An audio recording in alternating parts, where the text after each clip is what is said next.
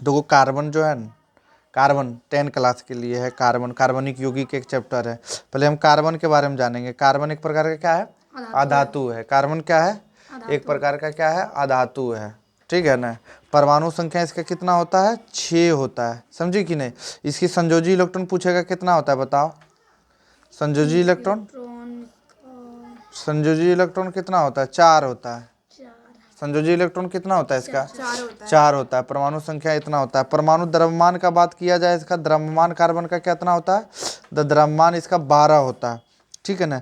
Carbon के अपरूप, अपरूप भी एग्जाम में आता है। अपरूप जो होता है कार्बन के, ये 3 गो अपरूप होते हैं एक तरह से।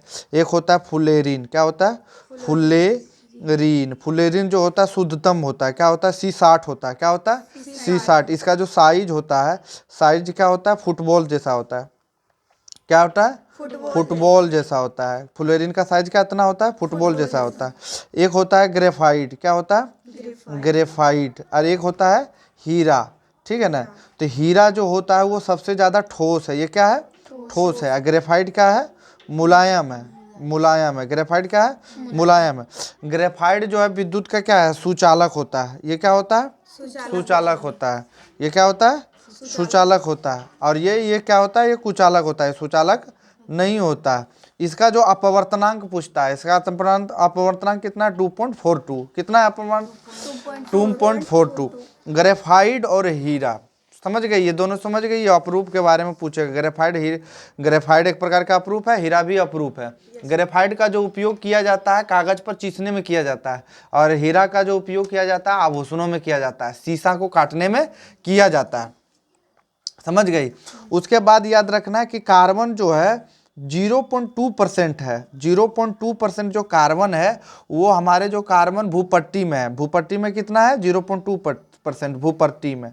भूपट्टी में अगर कार्बन पूछा जाए 0.03% CO2 में है। किसमें है?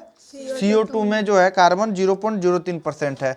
ये भी एग्जाम के दृष्टि से इंपॉर्टेंट रहता है। ठीक है ना। दूसरी बात है कि जैव शक्ति, कार्बन में एक जैव शक्ति का सिद्धांत है। समझे कि ना। वो ब्रिजेलियस दिया था। क्या कौन दिया था? ब्रिजेलियस दिया था। और जैव शक्ति का सिद्धांत जो का खंडन कौन किया था? वोलर ने। वोलर ने जो है अमोनिया साइनेट का निर्माण करके कि इस बात को खंडित किया था। ठीक है। एक चीज और हम जानेंगे, समावयवता। अभी ये पढ़ लेते हैं। समावयवता, समावयवता। समावयवता जो है बहुत इंपॉर्टेंट क्वेश्चन होता है। इसमें देखा जाता है समावयवता में कि जो जिनके जिनके अणुसूत्र समान होते हैं। क्या होते हैं? अणुसूत्र समान होते हैं। अणुसूत्र क्या होते हैं? समान होते हैं। अणुसूत्र समान होंगे और संरचना सूत्र क्या होंगे? संरचना सूत्र भिन्न होंगे। भिन्न होंगे। क्या होंगे? भिन्न होंगे। वो क्या कहलाएंगे? समावयवता कहलाएंगे। क्या कहलाएंगे? समावयवता। तुम्हारा एग्जाम की दृष्टि से जो है, एग्जाम की दृष्टि से टिप दे, समावयवता होता है जिसका अणुसूत्र समान होते हैं, और संरचना सूत्र क्या होते हैं? बिल्कुल भिन्न होते हैं। वो क्या कहलाता है? समावयवता कहलाता है। कोई दिक्कत?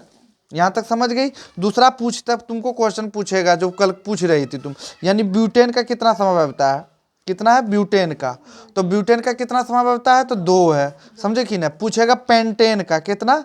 पेंटेन का, पेंटेन का समावयवता कितना है?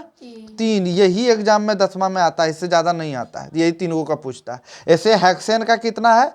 हेक्सेन का अगर पूछा जाए समावयवता कितना होता है, तो हेक्सेन का 5 होता है। लेकिन तुमको ब्यूटेन का पूछेगा 2 और पेंटेन का पूछेगा 3। ब्यूटेन का जो समावयवता होता है वो एग्जाम में आता है कि ब्यूटेन का कौन कौन समावयवता होता है। क्या मतलब?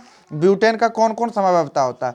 तो ब्यूटेन का 2 प्रकार का समावयवता होता है। एक होता है आइसोब्यूटेन, एक होता है नॉर्मल ब्यूटेन।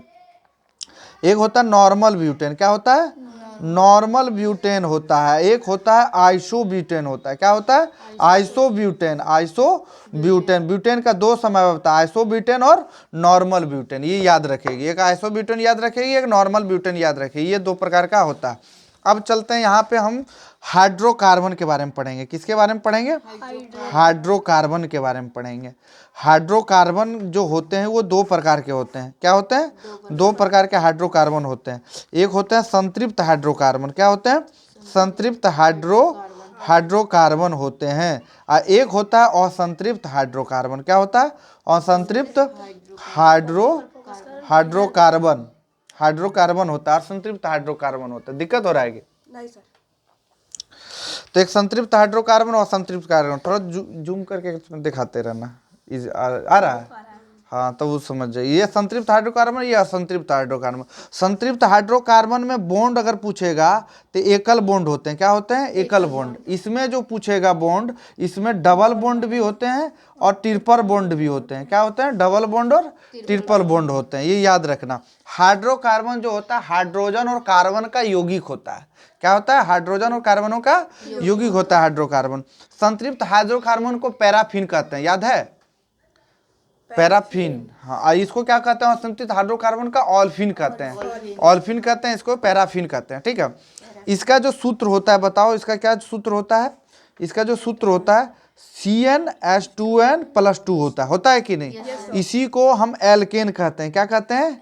एल्केन। सीधे शब्दों में कह सकते हैं कि एल्केन का सूत्र CnH2n+2 होता है। इसका प्रथम सदस्य जो होता है, पहला सदस्य जो होता है, वो क्या होता है? मीथेन होता है। क्या होता है? मीथेन, प्रोपेन, ब्यूटेन, इस तरह करके ये चलते रहता है। इसमें जो है दो प्रकार के होते हैं, ये दो प्रकार को भागों में बटे होते हैं। एक बटा होता है डबल बॉन्ड में, एक होता है ट्रिपल बॉन्ड में। डबल बॉन्ड को कहते हैं हम, क्या कहते हैं? एल्कीन कहते हैं। क्या कहते हैं? एल्कीन कहते हैं। और ट्रिपल बॉन्ड को क्या कहते हैं? एल्काइन कहते हैं। क्या कहते हैं? एल्काइन कहते हैं। एल्काइन ट्रिपल बॉन्ड को कहते हैं। इसका जो सूत्र होता है CnH2n होता है। क्या होता है? CnH2n। इसका जो सूत्र होता है CnH2n-2 होता है। समझे कि नहीं? इसका क्या होता है? CnH2n होता है, CnH2n-2 होता है। ये इतना याद हमको इसमें रखना क्या होता है? जरूरी होता है। समझे कि नहीं? एक चीज और इंपॉर्टेंट होता है, क्रियाशील मूलक। क्या होता है? क्रियाशील मूलक। समझे कि नहीं? क्रियाशील मूलक से क्वेश्चन आता है। क्या होता है? क्रियाशील मूलक।